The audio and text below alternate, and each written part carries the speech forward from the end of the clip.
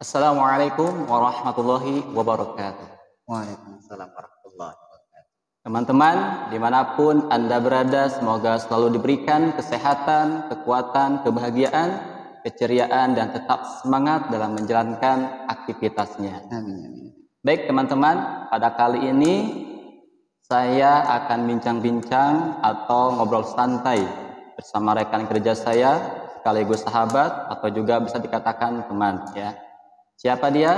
Yaitu beliau Ustadz Abu Fadl Al-Halimi. Gimana Tad? Kabarnya Tad? Alhamdulillah bila khair. Masya Allah. Alhamdulillah hari ini hari Ahad ini Masya Allah begitu banyak rezeki nikmat yang Allah berikan kepada kita, terutama nikmat nafas yang tidak bisa dibandingkan dengan harga dunia.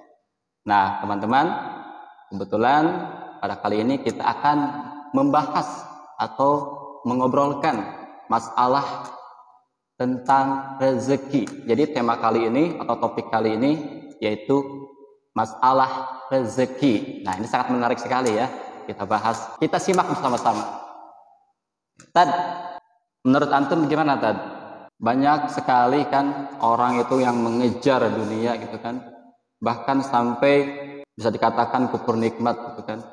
Kok saya padahal udah bekerja keras gitu kan.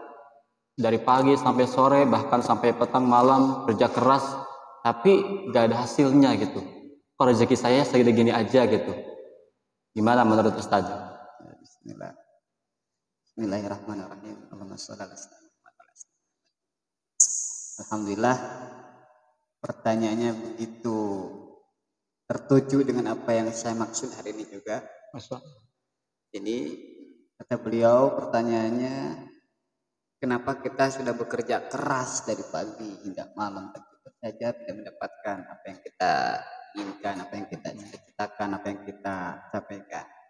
Sebenarnya dalam takdir Allah rezeki itu mulai dari kita diciptakannya mengandung dari perut ibu dari kecil hingga dewasa. Allah sudah mengatur semua rezeki yang Allah berikan kepada kita.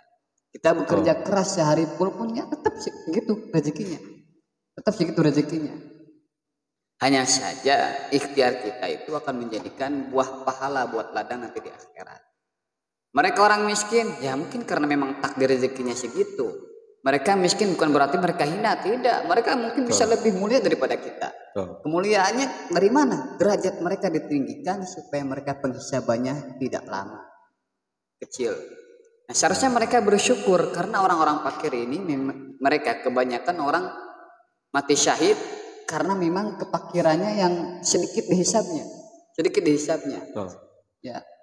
Nah, begitupun orang kaya. Seharusnya mereka jangan sombong dengan kekayaannya.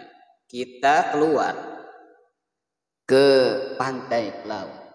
Jadi kekayaan tersebut, nikmat daripada kekayaan tersebut, kita mencelupkan jari kita ke lautan, lalu kita acungkan, maka disitulah beberapa menit akan kering. Begitulah harta kekayaan nikmat dunia.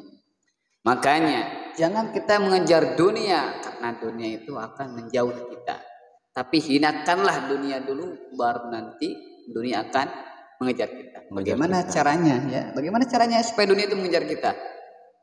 Yaitu kita mengejar akhirat karena dunia ini Allah telah menjadikan dan menjanjikan dunia ini teruntuk orang yang beriman dan bertakwa.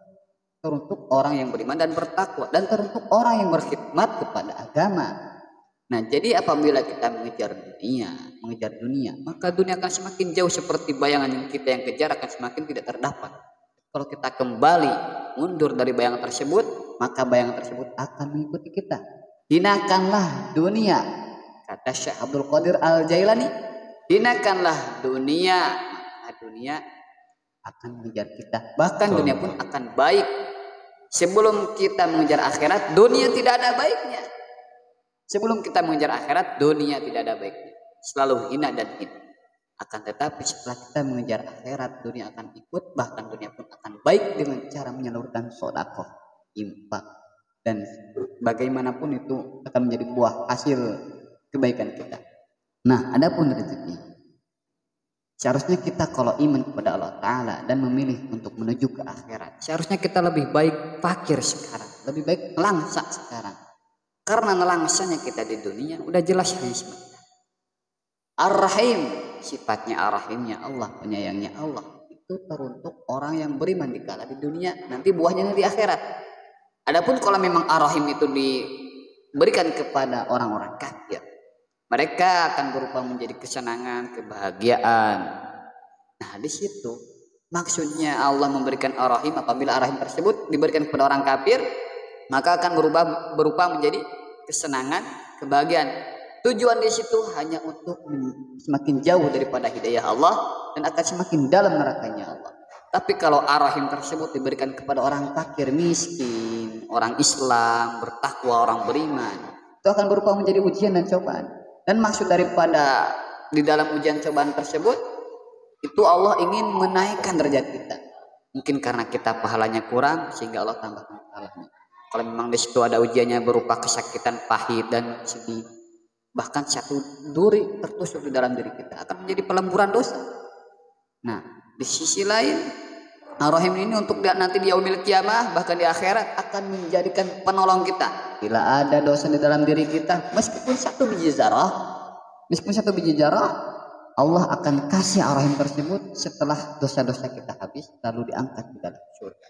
Makanya kita lah, baik, kita boleh mencari rezeki, kita boleh mencari uang, kita boleh mencari dunia, karena kita tinggal di dunia. Akan tetapi jangan taruh dunia tersebut di dalam hati kita, tapi taruhlah dunia tersebut dengan cara dipegang di tangan kita, supaya tatkala dunia ini lentur, biar iman kita pun ini dalam hati tidak lentur. Tatkala dunia lentur, maka lepaskanlah, biarlah yang mengatur adalah hati dan iman kita. Mungkin selebihnya Allah ya. Baik teman-teman, pada intinya jadi poin pertama itu ya, jikalau kita ingin ditambah nikmat rezeki ya, Allah tegaskan dalam Al-Qur'an, la in syakartum la azidannakum wa la in kafartum inna 'adzabi lasyadid. Sesungguhnya jikalau kalian syukur atas nikmatku, maka akan aku tambah nikmat kepadamu. Dan jikalau engkau mengingkari atau kufur nikmat atas nikmatku, maka sesungguhnya azabku sangatlah pedih. Artinya, jika seseorang dikasih nikmat sekian, kasih nikmat hidup dia syukuri, kasih nikmat napas dia syukuri, dikasih rezeki hari ini segitu dia syukuri, tawakal kepada Allah, maka akan Allah tambah lagi nikmatnya. Jadi poin pertama yaitu tingkatkan takwa dan iman dan selalu bersyukur, itu poinnya pemirsa ya. Dan begini Ustadz nih, masalah rezeki itu kan sangat konkret ya kalau dalam bahasa kekinian itu. Jadi banyak tuh seseorang itu di kalangan remaja ya, khususnya di kalangan pemuda-pemudi gitu kan. Kenapa ya saya sudah berikhtiar melaksanakan sholat tahajud, istikharah gitu kan, misalnya untuk mendapatkan jodoh gitu kan, calon istri. Nah, apakah calon istri itu atau calon jodoh kita itu termasuk rezeki Ustaz? Bismillah. Baik, alhamdulillah. Pertanyaan beliau termasuk apa yang dimaksud oleh saya juga. Masalah masih sama seperti beliau. Jadi itu termasuk rezeki. Termasuk rezeki. Termasuk rezeki karena takdir. Semua yang ditakdirkan oleh Allah itu adalah rezeki. Ujian rezeki, cobaan rezeki, semuanya rezeki. Apabila kita mengambil daripada hikmah tersebut, hikmah daripada kejadian tersebut, jodoh adalah rezeki. Memang jodoh itu sudah ditentukan oleh Allah Subhanahu Wa Taala. Sepertinya halnya rezeki yang berupa makanan. Kayak semacam kita mengambil daripada kisah Imam Syafi'i dan Imam Maliki. Kata Imam Maliki, singkat cerita, rezeki itu sudah diatur oleh Allah. Cukup kita bertakwa, fokus sama Allah, beribadah. Kata Imam Syafi'i, rezeki itu memang sudah ditakdir oleh Allah. Akan tetapi kita dijemput, kita harus juga berusaha. Akhirnya ikhtiar. Akhirnya Imam Syafi'i pulang. Ketika itu singkat cerita, beliau ketemu seorang kakek-kakek yang mendorong buah-buahan, perdagangan. Barang tersebut jatuh. Akhirnya Imam Syafi'i membantunya, menolongnya. Singkat cerita, setelah membantu, menolongnya, akhirnya kakek-kakek tersebut memberikan hasil buruh karena atas bantuan tersebut dari Imam Syafi'i. Ini diberilah buah-buah. Imam Syafi'i dengan cerianya bahagia karena dia telah mendapatkan daripada jawaban yang tadi tentang rezeki. Pulang membawa buah-buahan kepada Imam Malik. Wahai Imam Malik, aku mendapatkan rezeki. Dan ini rezeki ini saya yang menjemput, saya yang ikhtiar. Akhirnya tersenyum kan? Udah gitu Imam Syafi'i memberikan buah tersebut kepada Imam Malik. Imam Malik mencicipi. Akhirnya Imam Malik juga tersenyum. Saya juga tersenyum bahagia karena saya tidak ikhtiar, tidak menjemput, tapi malah rezeki yang langsung datang kepada saya. Akhirnya dua-duanya tersenyum dan bahagia. Jadi pada intinya semua rezeki sudah diatur oleh Allah. Meskipun baik itu jodoh.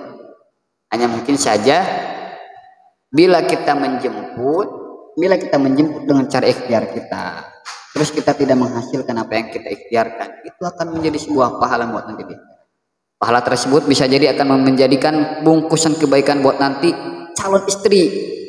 Jadi kita seakan-akan menanam kebaikan tersebut untuk calon istri yang dinanti-nanti. Ya, sekarang kita ikhtiar nih ke daerah yang lain untuk menjemput. Ternyata jemputan kita tidak sesuai apa yang kita harapkan, tidak sesuai apa yang kita inginkan. Dan itu memang rezeki harus dijemput. Allah sudah memberikan rezeki ditaruh. Nah, tinggal tugas kita manfaatkan ikhtiar kita. Lantas apa manfaatnya kalau Allah memberikan ikhtiar? Nah, disitulah kita berpikir, oh berarti Allah menciptakan ikhtiar supaya kita menjadikan ladang pahala. Ya, kalau memang rezeki tersebut, jodoh tersebut tidak didapati oleh kita, maka ikhtiar kita akan menjadi sebuah pahala buat buat ladang-ladang kebaikan buat nanti yang calon istri yang dinanti-nanti. Ya. Buat diri kita juga sama, bahkan buat penambalan kebaikan buat nanti di calon istri kita. Ya. Jadi gini, di dalam Al-Quran pun memang Allah sudah menjanjikan, berfirman kan, yang baik sama yang baik, yang buruk sama yang buruk. Dalam artian di sini adalah yang benar-benar hina, akan tetapi Allah menciptakan daripada manusia ini tidak ada yang sempurna. Tuh. Tidak ada yang sempurna. Jadi bolehlah kita mengambil daripada firman tersebut. Akan tetapi kita dikiaskan dari pendapat ulama, bahkan dengan ciptaan Allah pun kita manusia tidak mempunyai yang sempurna. Yang ada saling menyempurnakan. Nah, disitulah kalau sekiranya kita tidak menjadi baik, tidak orang baik, mungkin kita akan menjadi baik setelah kita mendapatkan orang baik. Bila kita memang mendapatkan orang yang enggak baik, istri kita, jodoh kita, terus kita baik di hadapan istri kita akan menjadi baik sebab kita. Bila memang kita dua-duanya tidak baik, berarti tugas kita harus selalu memperbaiki dan saling menyempurnakan. Karena cinta itu bukan saling memandang, tapi saling memperjuangkan. Mungkin di situ kita memang harus benar-benar mencari rezeki dengan cara menjemput, ikhtiar kita manfaatkan. Kita gak bisa mungkin secara pandangan kita pengen dapat rezeki tapi diam terus kan gak bisa. Kecuali memang kita orang-orang bertakwa. Orang bertakwa yang mana ketakwaan kita masyhur di hadapan Allah, sehingga Allah memberikan rezeki lewat pelantara orang lain dengan mengabari di bulan seperti Gusti Maryam. Karena ketakwaannya beliau, sujudnya beliau kepada Allah, secara tiba-tiba Allah memberikan buah-buahan makanan di tempat. Baik mungkin kita mengambil hikmah tersebut, semoga Allah memberikan kita jodoh yang paling terbaik. Amin. Ya, memang kita gak bisa mencari yang sempurna karena kita ini bukan orang yang sempurna. Bahkan sampai hari kiamat pun kita tidak bisa mencarikan orang yang sempurna. Karena tugas kita saling menyempurnakan di setiap kekurangan. Ingat kata-kata saya. Mujizatnya cinta itu apabila kita menemukan kekurangan di dalam kekasih kita, maka pandangan kita dan hati kita akan semakin bertambah kecintaannya. Ya, tidak pernah melihat kekurangan, karena itulah mujizat cinta. Syukron, wallahu a'lam bishawab. Baik teman-teman, penjelasannya sangat jelas ya. Dan kita ambil poin kedua ya, bahwa bagi teman-teman yang masih ragu bahwa jodoh itu apakah termasuk rezeki dari Allah atau bukan, jadi jelas jawabannya, jelas. Kita wajib meyakini bahwa jodoh itu salah satu rezeki dari Allah Subhanahu wa taala. Jadi Anda dan saya pun yang masih belum menikah, masih lajang, ya kita mesti bersabar dan ikhtiar ya untuk menemukan jodoh yang terbaik. Nah, jadi pada intinya, jikalau kita ingin dilancarkan rezeki, segala apapun persoalan hidup, Allah katakan, "Wa may yattaqillaha yaj'al lahu makhraja wa yarzuqhu min haitsu la yahtasib." Siapa yang mampu meningkatkan takwanya terus kepada Allah, kata Allah, aku akan berikan jalan keluar dari setiap persoalan hidupnya dan akan aku kirimkan rezeki dari sisi yang tidak dia sangka-sangka. Tuh, Masya Allah, janji Allah dalam Al-Quran itu, teman-teman. Makanya terus tingkatkan kualitas keimanan dan ketakwaan kita. Insya Allah segala persoalan hidup kita, setiap masalah, setiap keinginan akan Allah kabulkan, akan Allah selesaikan. Begitupun mengenai jodoh, ya, pekerjaan, karir dan lain sebagainya. Intinya takwa, tingkatkan takwa dan iman. Terus dekat kepada Allah Subhanahu wa taala. Baik teman-teman, cukup sekian pada bincang-bincang kali ini, ngobrol santai kali ini. Kita lanjutkan sesi keduanya nanti. Mudah-mudahan kita semua selalu diberikan umur panjang serta barokah, dan semoga selalu dimudahkan dalam setiap cita-cita atau harapan kita ya. Baik teman-teman, syukran kasiran. Assalamualaikum warahmatullahi wabarakatuh. Syukran Ustaz. Sampai jumpa kembali.